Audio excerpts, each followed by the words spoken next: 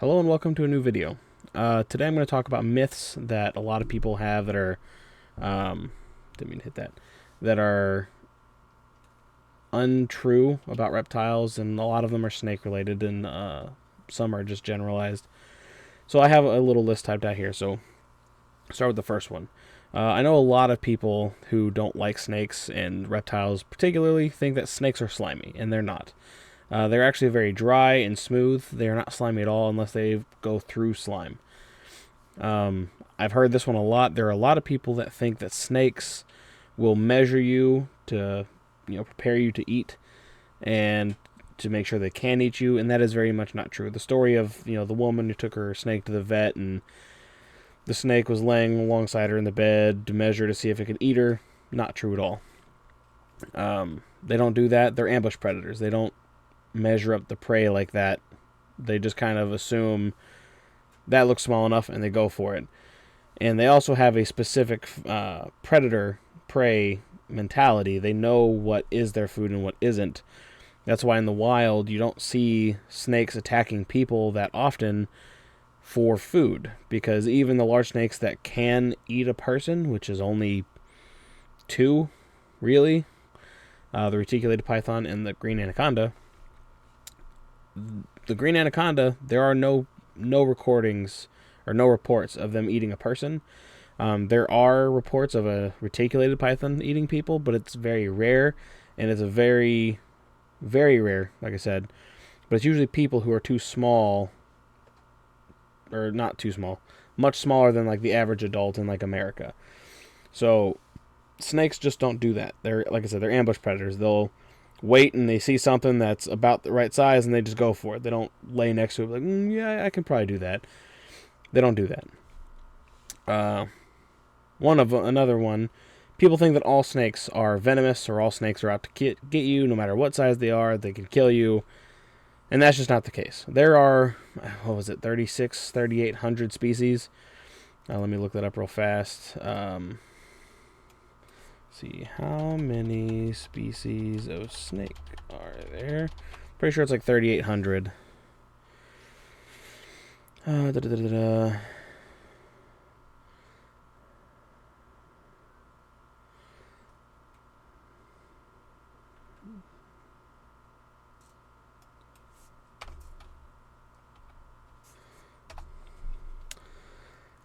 There are over 3,000 species. It just says over 3,000. But I'm pretty sure I read somewhere not too long ago that there was about 3,800 species. Because right there it says 3,600 species. So between 36 and 3,800 species. Of all of those species, there's about 600 of them that are venomous. Everything else is a different type of eater. They don't eat with venom.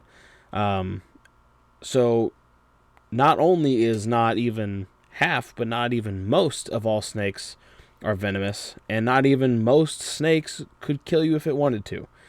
There's that 600, and not even all of them can kill you, because I'm fairly confident that hognose snakes, they are technically venomous. They are rear-fanged venomous, but they are not venomous enough to kill a person.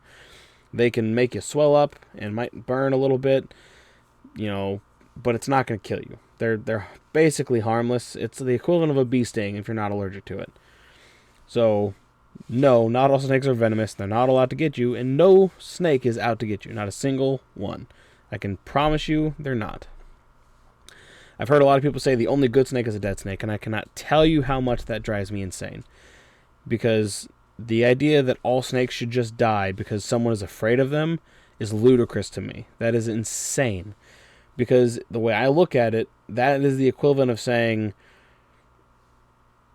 all cats should die because I was attacked by a cat once and I don't like cats. So just kill every cat in the world because I don't like them. How would you feel about that? You wouldn't like it very much. Or dogs.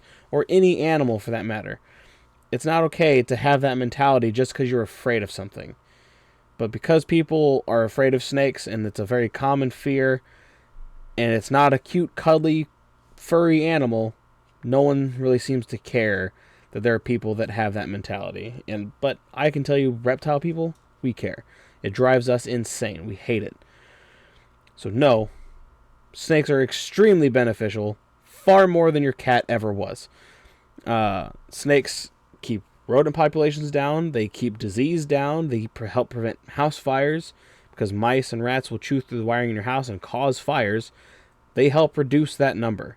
If you just let rats and rodents just overpopulate, the amount of house fires would be astronomical. So snakes do help with that a lot.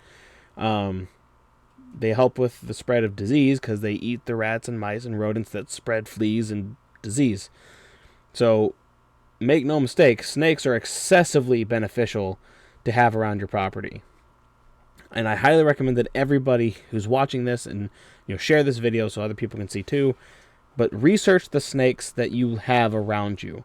Research the snakes from your state, your country, or anything like that, because it can help you in the event of if you see a snake, you can know, okay, that's not venomous. I don't have to worry about it hurting anybody.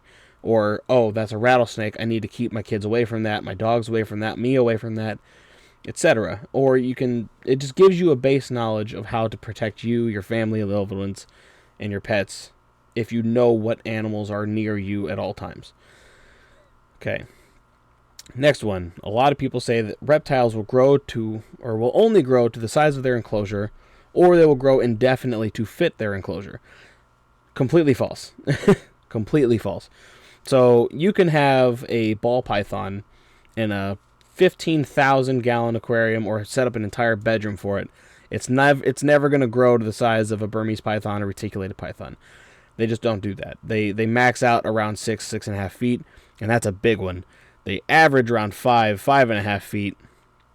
So you're never going to get them to 30 feet by putting them in a bigger cage. They just don't do that way. But same goes reverse. If you take an animal that does get that big, like an alligator, and you put it in a 15-gallon aquarium, that's not good. Because what's going to happen is as they get bigger, their bones are going to start warping because they are not able to grow to their normal size because they're cramped inside of a tiny, tiny box. So you have to find out and learn which animals you're getting, how big they get, and what enclosure size they need to live long, happy, healthy lives. If you can't or won't do that, don't get an animal. Because that is an excessively important thing to know how to do, and it's a very important thing to do if you're getting a pet. So don't get crocodilians if you don't have the money, resources, or space to accommodate a large animal. If you want to have something that you can keep in a 15-gallon, 20-gallon tank on the side, find a small aquatic animal. If you want a crocodilian, make sure you have the space for it. It needs a lot of it. Even the smallest one, the Cuvier's dwarf caiman, needs a ton of space because they are large animals. Yeah, a 4-foot crocodilian is easier to accommodate than a 15-foot alligator.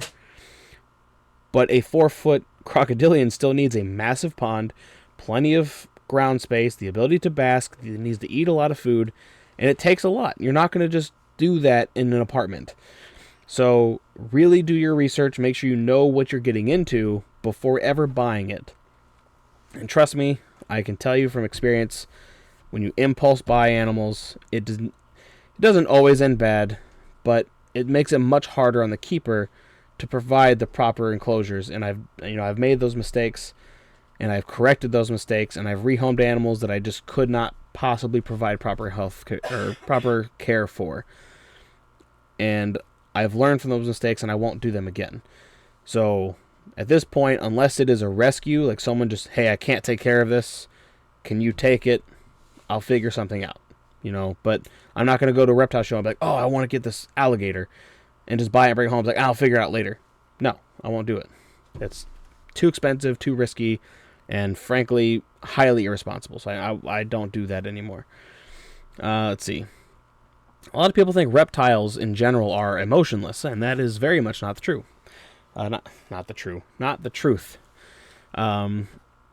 So snakes struggle with emotion in the sense of like love and empathy because they are the type of predators that they are. However, unlike dogs and cats that are very expressive with their emotions, reptiles are not overly expressive. They don't have the same kind of body language that dogs and cats do, but they do feel emotion and they do express it.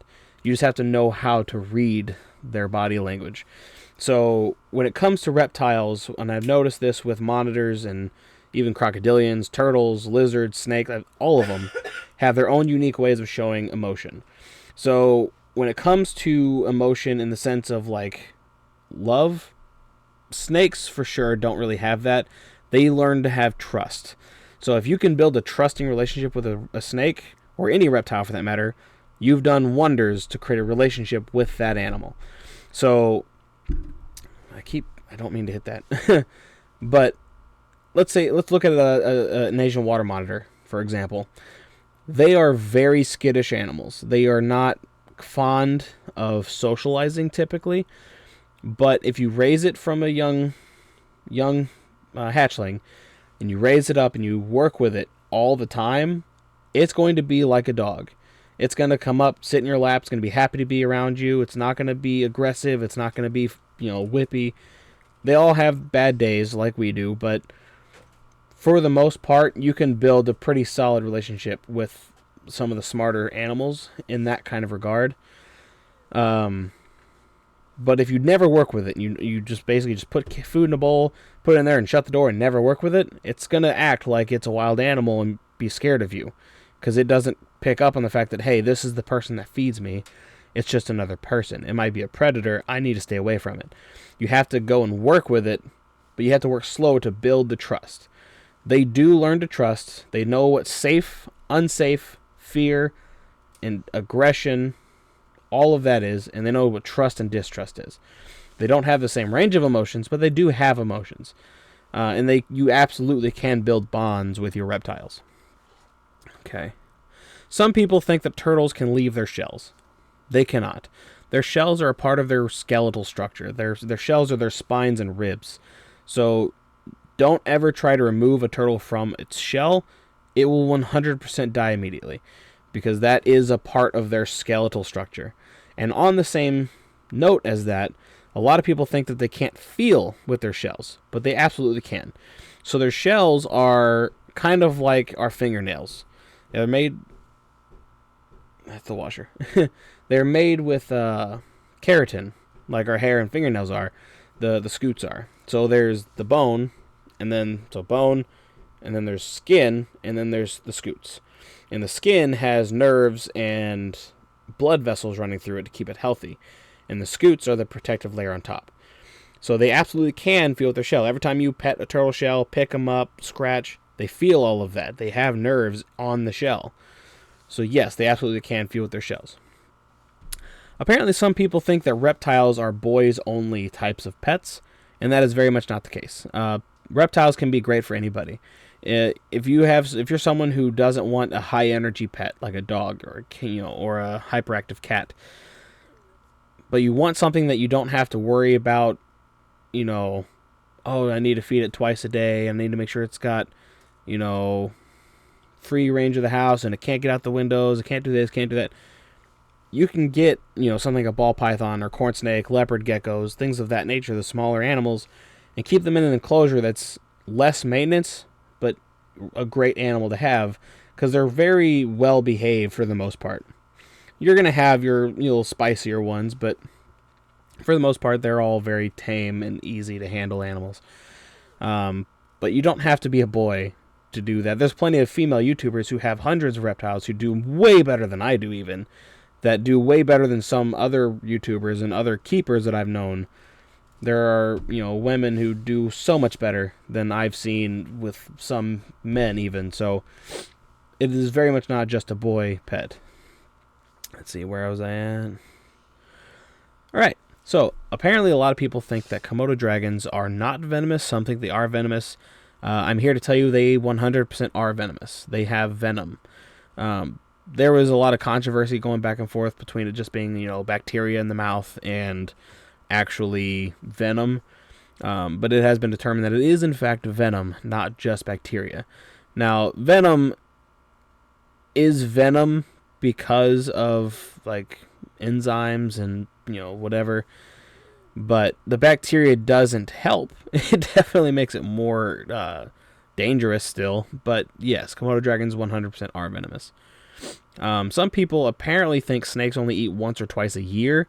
That is not true. They eat, depending on the size, anywhere from once a week to twice a month, or sometimes even once a month, I guess, even if it's a really big snake. But typically, it's been 1 to 2 times a month on average. So if they're young, small animals, they need to eat at least once a week. But as they get bigger and they become somewhere between, I'd say, 3 to 4 feet, all the way up to like 10 or 12 feet, I would put that in the every 2 week category. And then once they get past that point, I'd say once every 3 weeks. So you may have a month here and there where they eat the first week and then the last week, but typically it's once a month. A lot of people think snakes are evil, and I'm going to tell you my opinion on this is I think religion has the biggest impact on that, because a lot of people think that the snake convincing Eve to eat the apple in the beginning of Genesis, or in Genesis, is a sign that snakes are evil, and that God cursed snakes because of that action. I don't think snakes are evil, and I know they're not evil. They're just another animal. They're no more evil than a cat or a dog or a mouse or a deer. They're just another animal in nature. They're just trying to survive, and they don't want to deal with anything bigger than them that could kill them. Because I can tell you right now, you'd win a fight with most snakes, almost regardless of size. Yeah, you might get killed by a rattlesnake, but if you were to fight a rattlesnake, you're gonna win the fight. You still might die from the venom, but you're absolutely gonna kill that snake. There's no way that snake can win a fight with you. If it dies first, it lost. It's not gonna win, for sure. So snakes don't want to have to do that, so they're not that kind of animal. And they know they can't win, so whenever a snake bites you, it's out of defense, not out of aggression towards people. So something a lot of people need to understand is, especially with venomous snakes, they don't bite you with the intent to kill because they want to kill you. When a venomous snake bites you and it injects venom, which isn't always, by the way, they're doing it because they think that's their only chance to survive. Because they need their venom to kill their prey and pre-digest it. They don't think of you as prey. You're far too big. So right out the gate, forget that snakes are trying to eat you. They're not. Venomous snakes aren't trying to eat you. You're way too big, and they know that. If they look up and you're towering over them, they know you're too big. So no, snakes are not evil. They're just animals trying to survive like anything else. And for that, back to the whole only good snake's a dead snake, that concept is dumb. Because it's just an animal. That's all it is. And just like with cats and dogs, a lot of people, me included, want to have them as pets because we think they're super cool and they're really interesting and neat and just something cool to have. Then there's people that think that snakes don't have bones. And that one is strange to me. So snakes absolutely have bones. They have an entire skeleton. From head to tail, they have a full skeleton. Granted, it's mostly spine and ribs with a skull, but they do have an entire skeleton. Don't question it. You can look it up. You can find images of their skulls. You can find images of their skeletons. You can buy skeletons, encased in resin. They have skeletons. Okay, they have bones. Apparently some people think snakes can live on a vegetarian diet, but choose not to. No. No, they can't. Snakes 100% would die on a vegetarian diet, much like every carnivore on the planet. We are omnivores. We were not designed. We were, I guess, designed by, nature to eat both plant life and animal life. We are meat and vegetable eaters by natural design. That is how we've evolved over time to be.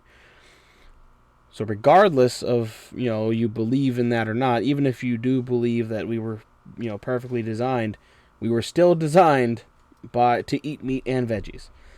Period. So all the people are like, oh, you can live a perfectly healthy life just as a vegetarian. No. You were meant to eat meat. There are proteins and nutrients in meat that you were supposed to have, and commendable to want to not hurt animals. Completely commend you for it. But we were designed by either God or nature to eat meat and vegetables.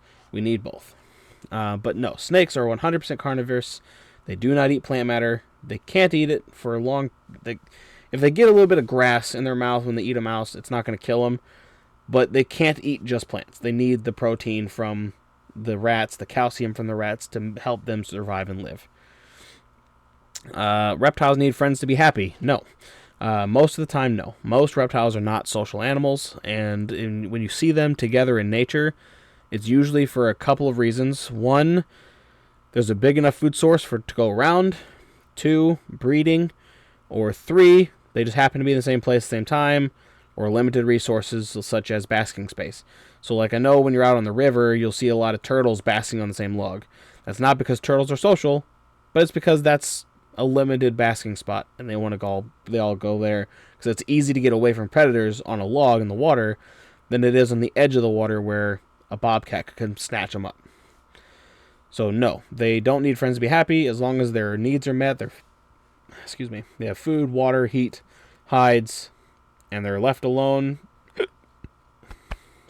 Most of the time, they're happy.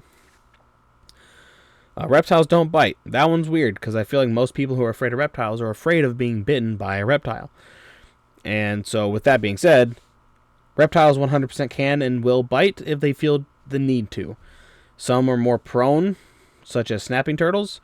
They're more prone to bite than, like, say, a corn snake. But all things with mouths can bite, including the smallest of reptiles. Some people think snakes are just lizards without legs. No, there's a lot of differences between snakes and lizards. So let's name a few, shall we? Snakes and lizards seem very similar, being that they are scaled reptiles with long tails and a body, head, necks. But there's some key features here. One, there are legless lizards that are not snakes, and there are snakes with legs, technically. So, evolutionarily speaking, snakes used to have legs. They evolved from lizards and are now completely different from lizards. So, there are both egg-laying and live-bearing snakes. I'm fairly confident that all lizards lay eggs. I don't know that for certain. I'm not an expert in this, but I'm pretty confident that lizards all lay eggs. Next, lizards have eyelids. Snakes do not. There are some lizards that have a flat tongue that's not forked like a snake's, and there are some that have snake-like tongues. Monitors have snake-like tongues. Most other lizards don't. Let's see.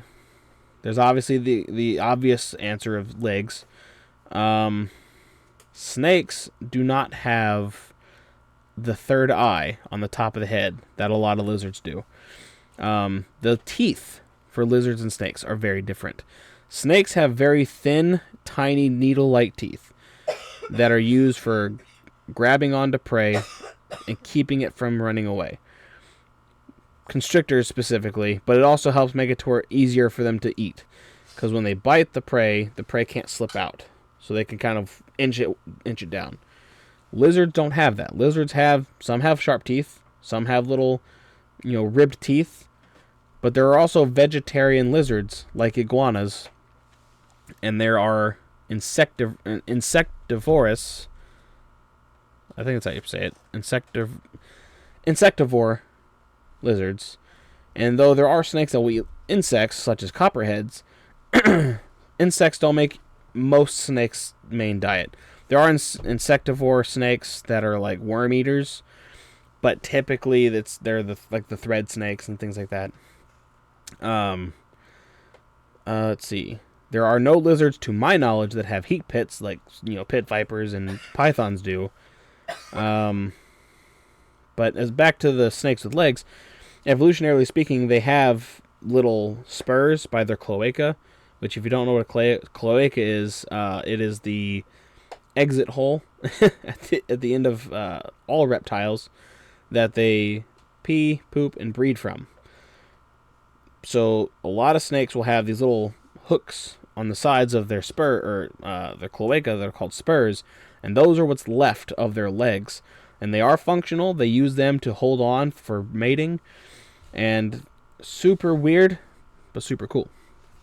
But yeah, no, snakes and lizards are very different. And if there's anything I'm missing, feel free to look it up and let me know in the video comments section. Snakes chase people. I've heard this a million times, and I have yet to see it happen. I've heard a million times from a million other people that they also have yet to see it happen. You can talk to a lot of people, and usually they'll say cottonmouths will chase you, or what was the other? Racers will chase you. I've seen racers. I've caught racers.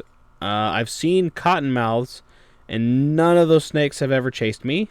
And I've met a lot of people that study animals, and they've went and found these animals too, and they've never been chased by them either. I have people in my family, such as my father, who said he's been chased by a cottonmouth. And I've talked to several other people that claim to have been chased by a cottonmouth, and I wasn't there, so I can't prove or deny it, but I have a confident feeling that a lot of the times it's misunderstanding what's happening.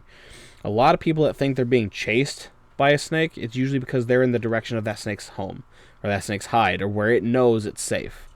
And so it'll go towards a predator to get to where it knows it's safe, rather than running a different direction and get lost, or get the chance of running into something more dangerous than you. Okay. This next one irks me pretty bad. A lot of people think that if you release a snake, that is a humane way of getting rid of it. Do not do that. That is a horrible thing to do. Don't ever do that. Because here's what happens. Especially if you live in, like, say, the United States. If you have an exotic snake, like a ball python, it is not from here. So if you release it, it is going to die fast. It is not humane for that animal in any way, shape, or form to release it into the wild where it is not meant to be.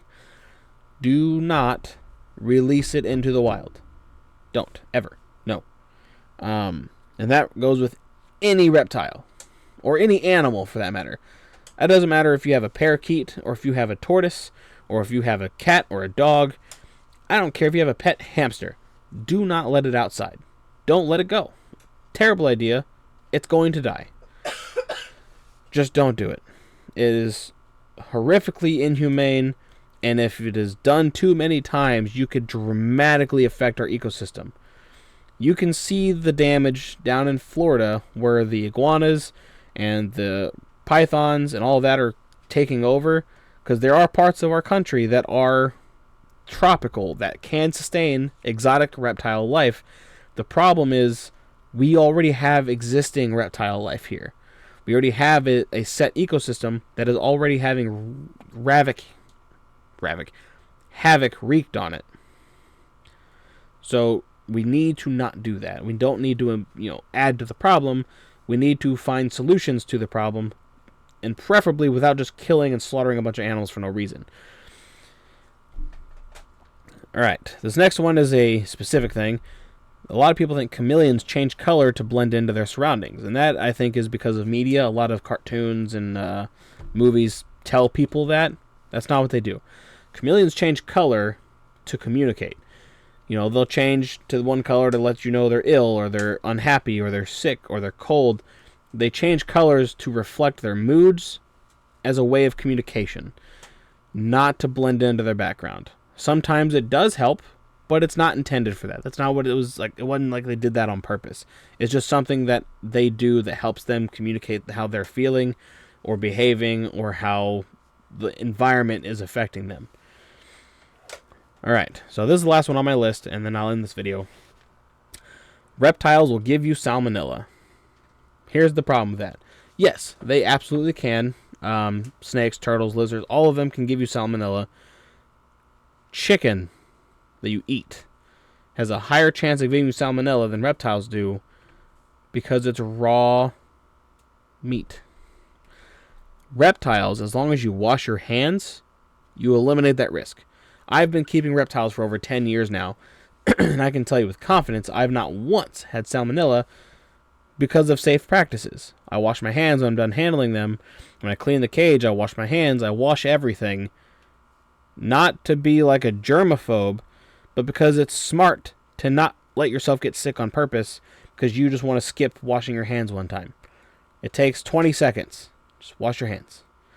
If you do that, you won't catch salmonella. Simple as that. Right, I appreciate if you guys came and watched this video. Let me know if there's anything that you want to talk about. I have a Reddit. I will post in the comment section. Not the comment section. The caption of this video. I'll post the Reddit thread or community. If you have enclosures you want to show me, you want me to rate them, I'll happily do so. If there's anything you want to send me that you think I should react to, be it something funny, something scary, something surprising, as long as it is reptile related, I will happily respond to it. If it has nothing to do with this channel, I'm not going to react to it. I'm just going to forget about it and move on, unless it's something that I can expand on in this channel. So thank you for watching, like and subscribe, and I will see you all on the next one.